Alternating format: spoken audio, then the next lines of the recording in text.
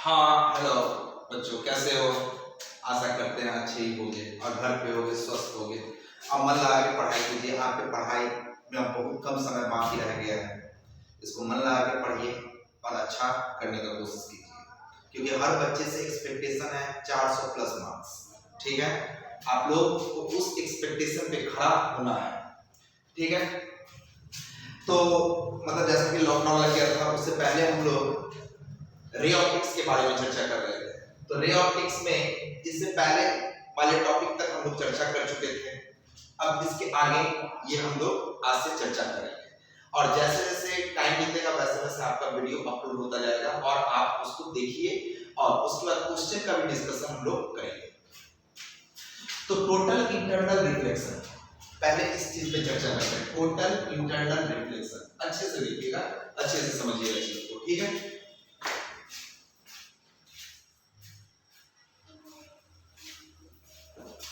तो total internal reflection पे हम लोग चर्चा करेंगे। टोटल इंटरनल रिफ्लेक्शन है क्या, पहले इसके बारे में समझते हैं। देखिए, ये हमारे पास बीकर है, ठीक है, बर्तन है, और इस बर्तन में क्या है, पानी भरा हुआ है। ठीक, एक ऑब्जेक्ट, देखिए टोटल इंटरनल रिफ्लेक्शन का कारण क्या है, इसका कारण बोलिए या इसका शर्त बोलिए, कंडीशन बोलिए। ये हमेशा पहला शर्त है कि हमेशा ये डेंसर टू रेयर जाएगा, डेंसर टू रेयर। तो आपको पता है कि ये पानी है इसमें, तो ये माध्यम डेंसर होगा और ये बाहर वाला माध्यम क्या होगा, रेयरर होगा। तो लाइट रे को हम कहां से मापे, तो लाइट रे को हम यहां से ले गए, यहां से ले गए, और हम जानते हैं कि कोई भी लाइट अगर डेंसर से रेयरर की तरफ जाती है तो वो नॉर्मल से दूर जाती है। ये एंगल इंसिडेंट एंगल होगा और ये एंगल रिफ्रैक्टेड एंगल होगा। ठीक है, अब थोड़ा सा और इंसिडेंट एंगल को बढ़ाएं। अब हम इंसिडेंट एंगल कितना रखते हैं, तो इस पे रिफ्रैक्टेड एंगल कुछ ये मिलने वाला है, बात समझिए। अब और थोड़ा सा इंसिडेंट एंगल को बढ़ाते हैं, इस पे रिफ्रैक्टेड एंगल कुछ ऐसा मिलने वाला है, और थोड़ा इंसिडेंट एंगल को बढ़ाते हैं तो अब ये रिफ्रैक्टेड एंगल कुछ ऐसा मिलेगा। ठीक है, तो ध्यान देंगे, यहां पे 1 नंबर, 2 नंबर, 3 नंबर, 4 नंबर, 4 रे को पास कर रहे हैं। पहला रे कहां मिला आपको, यहां मिला। दूसरा रे कहां मिला, आंसर है यहां मिला। तीसरा रे कहां मिला, आंसर है यहां मिला। चौथा रे कहां मिला, आंसर है यहां मिला। बात समझ आ गया? तो चौथा रे को यहां से पास करवाए तो ये यहां पे मिला। तो यही चीज होता है रिफ्लेक्शन, यही चीज होता है रिफ्लेक्शन, कि अगर प्रकाश एक माध्यम में है और फिर से वापस उसी माध्यम में आ जाए, पानी से पास करवाए फिर से पानी में आ जाए, तो ये चीज हो गया रिफ्लेक्शन। बात समझ में आ गया? अच्छा, ये रिफ्लेक्शन कब हुआ, कंडीशन है, ये रिफ्लेक्शन कब हुआ, देखो, तो जब लाइट को हम तीसरे नंबर के लाइट को पास करवाए, तो ये तीसरा नंबर लाइट यहां पे आया, इससे अगर ज्यादा इंसिडेंट एंगल हो जाए, इससे ज्यादा इंसिडेंट एंगल हो जाए, तो ये लाइट कहां पे मुड़ जाता है, वापस उसी मीडियम में आ जाता है। बात समझ में आ रही है? तो तीसरे नंबर का जो लाइट रे का एंगल है, इंसिडेंट एंगल है, इंसिडेंट एंगल है, इसको हम लोग एक स्पेशल नाम देंगे, क्रिटिकल एंगल। क्या नाम देंगे वो बड़े, क्रिटिकल एंगल। क्योंकि आप तो इंसिडेंट एंगल दूसरे वाले को भी कह सकते हैं, पहले वाले को भी कह सकते हैं, लेकिन तीसरे वाले में एक स्पेशल गुण है कि इस इंसिडेंट एंगल पे आपका रिफ्रैक्टेड एंगल कितना हो रहा है, आंसर है 90 डिग्री। बात समझ में आ गया? इसलिए इस इंसिडेंट एंगल को क्रिटिकल एंगल कहते हैं। और अगर ये एंगल, ये इंसिडेंट एंगल क्रिटिकल एंगल से ज्यादा हो जाए, गौर सुनिएगा, यहां पे ये कौन सा एंगल है, क्रिटिकल एंगल, और इससे ये ज्यादा है, तो अगर ये इंसिडेंट एंगल क्रिटिकल एंगल से ज्यादा हो जाए तो लाइट जो है वापस अपने ही माध्यम में चली आती है। इस पूरे घटना को हम लोग कहते हैं टोटल इंटरनल रिफ्लेक्शन। फिर से सुनिएगा, इस पूरे घटना को हम लोग क्या कहते हैं, टोटल इंटरनल रिफ्लेक्शन। फिर से सुनिएगा, when the light ray goes from denser medium to rarer medium, पहला इसका शर्त है। और दूसरा शर्त क्या है कि इंसिडेंट एंगल हमेशा किससे बड़ा होना चाहिए? क्रिटिकल एंगल से। ठीक है, तो ये दोनों घटना जो होगा वही चीज क्या कहलाता है? Total internal reflection. फिर से सुनिएगा, when the light ray goes from denser medium to rarer medium and the incident angle is greater than critical angle, this phenomenon, इस घटना को हम टोटल इंटरनल रिफ्लेक्शन कहेंगे। ठीक है, अब गौर से सुनिएगा। अब क्वेश्चन उठता है कि सर ये क्रिटिकल एंगल क्या है? तो क्रिटिकल एंगल इंसिडेंट एंगल ही है, लेकिन उस एंगल को बोले हैं कि जिसपे कि रिफ्रैक्टेड एंगल एक स्पेशल चीज लेके आता है 90 डिग्री।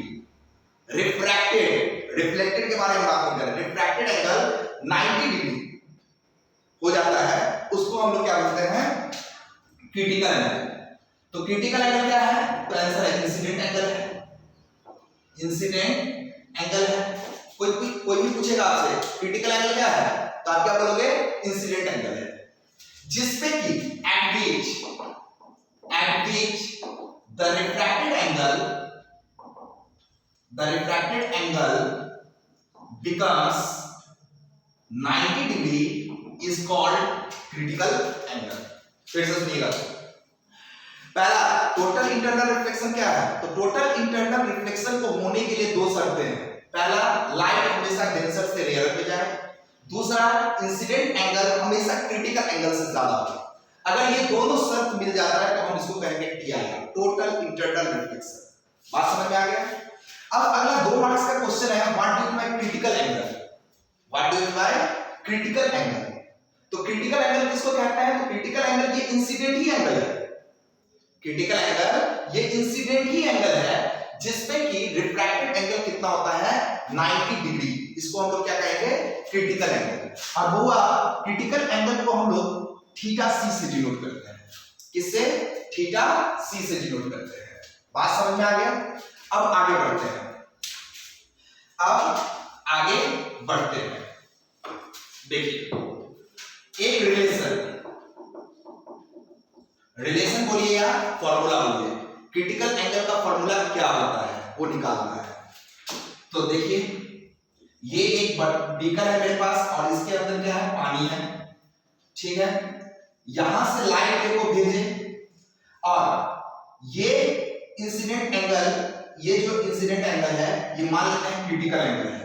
तो क्रिटिकल एंगल है तो इसका रिफ्रैक्टेड एंगल कितना बनाएगा? तो आंसर है 90 डिग्री बनाएगा। बात समझ में आ गया? ये इसके अंदर में क्या है? पानी है। इसको हम मीडियम नंबर 1 मान लें और इसको हम मीडियम नंबर 2 मान लें। तो रिफ्रैक्शन के फॉर्मूला से लॉस ऑफ रिफ्रैक्शन हमको क्या कहता है?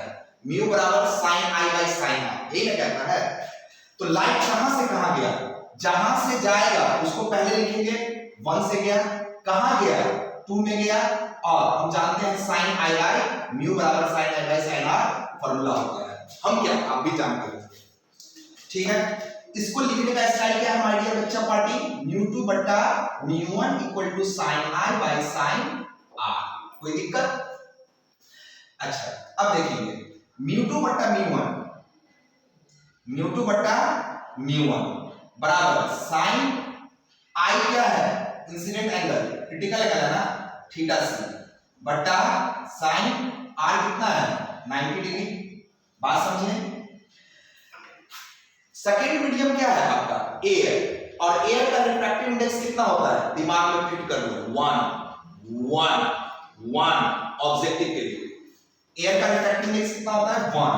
तो μ2 कितना हो जाएगा? हुआ 1 बट्टा μ1 इक्वल टू sin थीटा सी बट्टा sin 90 कितना हो गया?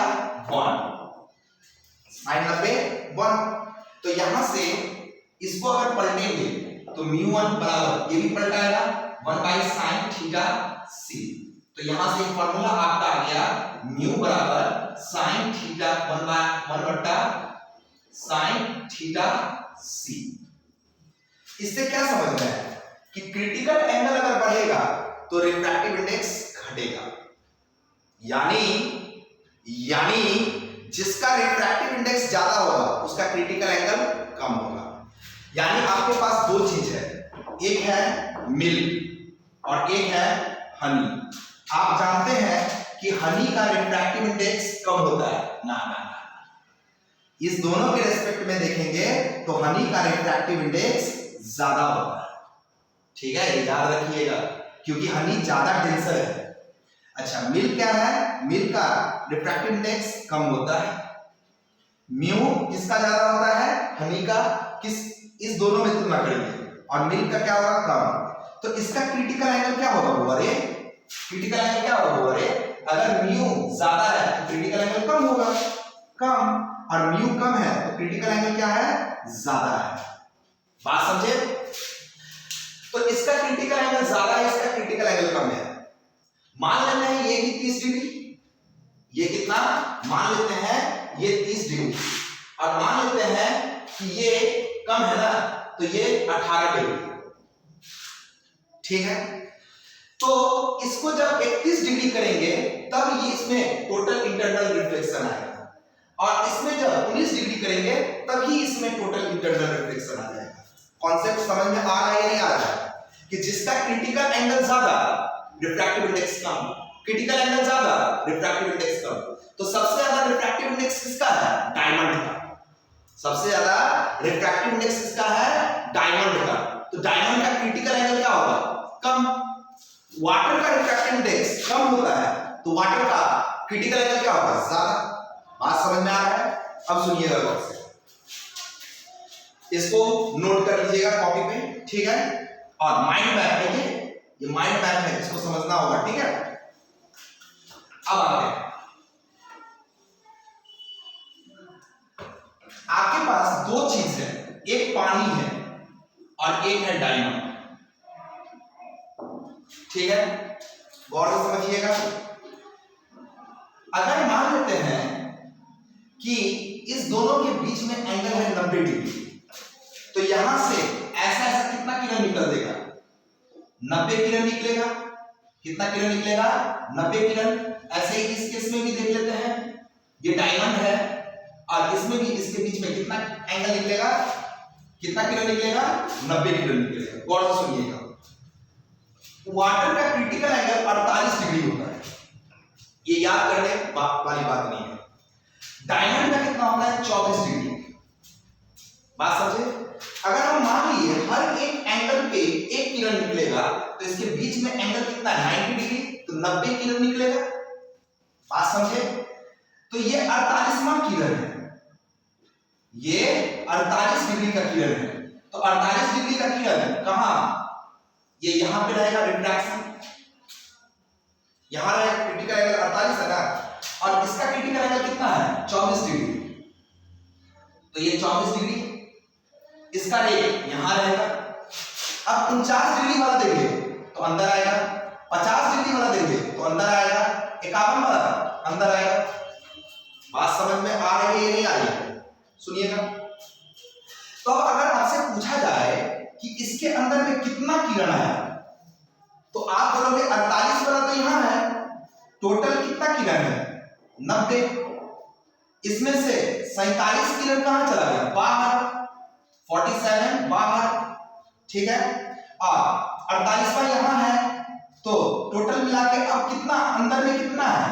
तो 48 घटा देंगे, 10 8 2 8 4 4, 42 को किरण इसके अंदर में है, 42 किरण इसके अंदर में है। ऐसे समझिए 42 टॉर्च का किरण जो है अंदर में है। अब इसमें चलते हैं, ये चीज देखते हैं, टोटल कितना? 90। 23 तो बाहर निकल गया, 24वां वाला यहां है, तो मतलब 23 से 24, 24 तो बाहर है, बाहर 24, 10 4 6 8 2 6, इसके अंदर में कितना किरण है? 66 किरण है। यहां पे टॉर्च का कितना किरण आया? 66 किरण आया। मतलब क्या समझे आप कि यहां पे 66 किरण, यानी 66 को बल्ब लगा हुआ है, और यहां पे 42 को बल्ब लगा हुआ है, तो कौन ज्यादा चमकेगा? ये ज्यादा चमकेगा, 66 बल्ब ज्यादा चमकेगा ना जी, किसके तुलना में? 42 को में। ये हो गया स्पार्कलिंग ऑफ डायमंड। स्पार्कलिंग का मतलब होता है चमकना, तो आपसे क्वेश्चन पूछा जाएगा कि आखिर हीरा चमकता क्यों है, तो इसका आंसर आप क्या दोगे कि हीरा के चमकने का कारण क्या है कि हीरा का रिफ्रैक्टिव इंडेक्स क्या होता है, कम होता है, रिफ्रैक्टिव इंडेक्स ज्यादा होता है, इसी कारण इसका क्रिटिकल एंगल कम है, और क्रिटिकल एंगल कम होगा तो ज्यादा से ज्यादा रे इसके अंदर में आएगा और ये चमकेगा। कोई भी चीज मान लेते हैं कि ये चीज है, ये चमकता नहीं है, और ये चीज है, चमकता क्यों है, क्योंकि इसका क्रिटिकल एंगल कम है, रिफ्रैक्टिव इंडेक्स ज्यादा है, इसलिए ये चमकता है। ये क्यों नहीं चमकता, क्योंकि इसका रिफ्रैक्टिव इंडेक्स कम है, क्रिटिकल एंगल ज्यादा है, इसलिए नहीं चमकता है। बात समझे? ऐसा बहुत सारा क्वेश्चन आपको दे सकता है, ठीक है। अब आते हैं हम लोग चर्चा करते हैं मिराज पे। मिराज क्या होता है उसको भी, ये भी आपको टोटल इंटरनल रिफ्लेक्शन का एप्लीकेशन है, यूज है। तो जैसे क्वेश्चन आपको पूछेगा what is the cause of mirage, तो आप क्या बोलोगे, total internal reflection. Why diamond sparkle, total internal reflection. बात समझे? ये सब चीज आपके कॉपी में लिखा हुआ है, उसको पढ़िएगा। हम लोग अब मिराज पे चर्चा करते हैं। देखिए, ये अर्थ है, पृथ्वी है, रेगिस्तान में ये ऊंट है, ये क्या है, ऊंट है। बात समझे? ऊंट का एक पांव और बना दो, ठीक है। और यहां पे ना एक पेड़ है, गर्मी का टाइम होता है। सबसे पहला चीज, मिराज कब देखा जाएगा, समर सीजन में। समर मीन्स होता है गर्मी, समर सीजन में। यहां पे एक लौंडा हीरो होंडा पे नहीं बैठ के ऊंट पे बैठा हुआ है, ठीक है। तो गर्मी के दिनों में क्या होता है, सन का रे पड़ता है, सूरज का किरण पड़ेगा, और ये चीज यहाँ पे क्या है, बालू है, बालू बहुत गर्म हो जाता है। बालू गर्म हो जाएगा तो गर्मी क्या होता है, ऊपर की तरफ भागता है, यानी एयर किधर भागेगा, ऊपर की तरफ भागेगा। एयर अगर ऊपर की तरफ भागेगा तो ऊपर वाला पोर्शन डेंसर होगा और नीचे वाला पोर्शन रेयर होगा। यहां तक समझ में आ गया? अब ये जो पेड़ है, तो पेड़ के अपर पोर्शन से, ऊपर वाले पोर्शन से एक रे आ रहा है। कहां से कहां आ रहा है, टेंसर से रेयर आ रहा है। और टोटल इंटरनल रिफ्लेक्शन में क्या होता है कि भाई टेंसर से रेयर चलिए, तो ये रे कहां से आ रहा है, टेंसर से रेयर आ रहा है। बात समझ में आ गया? ये आया और हर जगह क्या किया, हर जगह ये रिफ्रैक्शन किया, हर जगह ये रिफ्रैक्शन किया। अब ये ऐसा आ गया जो यहां पे इंसिडेंट एंगल क्रिटिकल एंगल से ज्यादा हो गया, और जब इंसिडेंट एंगल क्रिटिकल एंगल से ज्यादा हो जाएगा तो ये रे अब इधर नहीं जाके ये सीधा ऐसे जाएगा, इस आदमी के आंख पे पड़ेगा। तो ये आदमी का आंख ट्रेस करेगा कि आखिर ये किरण कहां से आ रहा है, तो इसको ये पता नहीं चलेगा कि इधर से आ रहा है, इसको पता चलेगा कि कहीं नीचे से आ रहा है। अब ये पेड़ का फिगर इसको यहां देखने लगेगा, मतलब इस पेड़ का इमेज कहां बनना चालू हो गया, नीचे में। इस आदमी को क्या लगेगा कि यहां पेड़ है, ठीक है। तो जब इमेज आपको मान लेते ये पेड़ है और ये पेड़ ऐसे दिख रहा है, तो कहीं बीच में पानी होगा, पोखरी के बगल में देखते होंगे, तो इसको क्या लगता है कि यहाँ पे क्या है, पानी है, तब में ये पेड़ नीचे दिखाई दे रहा है, ये मिराज हो गया। बात समझ में आ गया? मिराज कब दिखता है, समर सीजन में। मिराज होने के पीछे कारण क्या, मिराज एक घटना है, ठीक है, ये नाम दिया हुआ है, घटना है। मिराज होने के पीछे कारण क्या है, टोटल इंटरनल रिफ्लेक्शन, यानी कि जब लाइट रे, जब रे आपको डेंसर से रेयर में जाएगा तो ये इस आदमी को दिखाई देता है, और ये चीज आप अपने कॉपी में लिखे हुए हैं, उसको याद कर लीजिएगा। अब चलते हैं ऑप्टिकल फाइबर पे बात करते हैं। तो आपको पता होना चाहिए कि ऑप्टिकल फाइबर आज के दौर का बहुत बड़ा चीज है। जैसे ये फास्टेस्ट मोड ऑफ कम्युनिकेशन, इसको हम कहां यूज करते हैं, तो कम्युनिकेशन में यूज करते हैं, मेडिकल में यूज करते हैं, इंडोस्कोपी के लिए। बात समझे? ये सब चीज क्लास में पढ़ाएंगे आपको, ठीक है। ऑप्टिकल फाइबर होता क्या है वो समझिए। ये ग्लास है, पतला सा एक ग्लास है, ठीक है। इस ये मीडियम जो होता है ये क्या होता है, डेंसर। ये जो ग्लास है ये क्या है, डेंसर। किसके कंपैरिजन में, तो इसके ऊपर में एक लेयर और होता है, ये लेयर होता है रेयर। ठीक है, इसको हम कहते हैं, डेंसर मीडियम को कहते हैं कोर। क्या नाम देते हैं भैया? कोर। और इसका नाम देता है क्लैडिंग। तो कोर का रिफ्रैक्टिव इंडेक्स क्या होगा? ज्यादा होगा, और क्लैडिंग का रिफ्रैक्टिव इंडेक्स क्या होगा? कम होगा। ठीक है, जैसे इसको कोर मान ले और इसके ऊपर में ये एक लेयर देख रहे हैं ना, ये क्लैडिंग है। लाइट को हम यहां से पास करवाएं, यहां पे जाके लाइट स्ट्राइक किया, यहां पे एक नॉर्मल बना है, ये इंसिडेंट एंगल है, ये इंसिडेंट एंगल क्रिटिकल एंगल से ज्यादा है, तो ये लाइट बाहर जाएगा क्या? नहीं जाएगा, तो ये अंदर आ जाएगा। फिर से यहां पे एक नॉर्मल बना है, फिर से ये ऐसे चला जाएगा, फिर से ये ऐसे चला जाएगा, यानी यहां टॉर्च मारे तो ये लाइट हमको 100% यहां मिला। बात समझे? विदाउट एनी एनर्जी लॉसेस, और ये मारे और तुरंत रिफ्लेक्ट होकर हमको यहां मिल गया। बात समझे? इसी घटना को हम क्या कहते हैं? Optical fibre. समझे?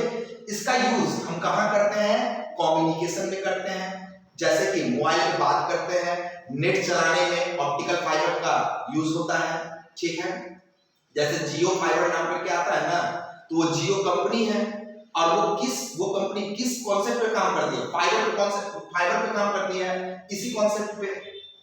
इसमें एनर्जी का लॉस बहुत कम होता है। और अगर मान लेते ये लोहा रहता और लोहा में एक आदमी यहां बोलता और ये आदमी कान लगा के सुनता, तो इसमें एनर्जी का लॉस होता है। बात समझे? और लाइट मारते तो ये लाइट बहुत कम पहुंचता है यहां, लेकिन यहां पे एनर्जी का बहुत कम लॉस होता है, इसलिए ये यहां तक अच्छे से पहुंच रहा है। ठीक है, ये है ऑप्टिकल फाइबर। इसका यूज हम कम्युनिकेशन में करते हैं, इसका यूज हम मेडिकल पर्पस के लिए करते हैं। ठीक है बच्चों, आज इतना रहने देते हैं। कल आप लोग लेंस मेकर फॉर्मूला एक बार देख लीजिएगा, और उसको हम यहाँ पे ड्राइव करेंगे धीरे धीरे धीरे धीरे धीरे धीरे करके। आपका ये चैप्टर बहुत अच्छे तरीके से हम करवाने का कोशिश कर रहे हैं। ठीक है, घर पे रहिए, सतर्क रहिए, पढ़िए। आप लोगों का कोचिंग बंद करने का यही पर्पस था कि आप लोग कहीं बीमार न पड़ जाए। बात समझे? इस बार कोरोना थोड़ा हाई लेवल पे है, बहुत जल्दी सब में फैल रहा है। यहाँ पे फैसल सर भी बीमार हो गए हैं, हम भी बीमार हैं। ठीक है, इसलिए आप लोग घर पे रहिए, फैले नहीं, इसलिए आप लोगों को अलग अलग किए हैं। ठीक है, कि आप अपने घर पे रहिए और अच्छे से पढ़ाई कीजिए। ठीक है, एक दिन भी बीमार होने के कारण आपका पढ़ाई न रुक जाए। ठीक है, चलो बेस्ट ऑफ लक।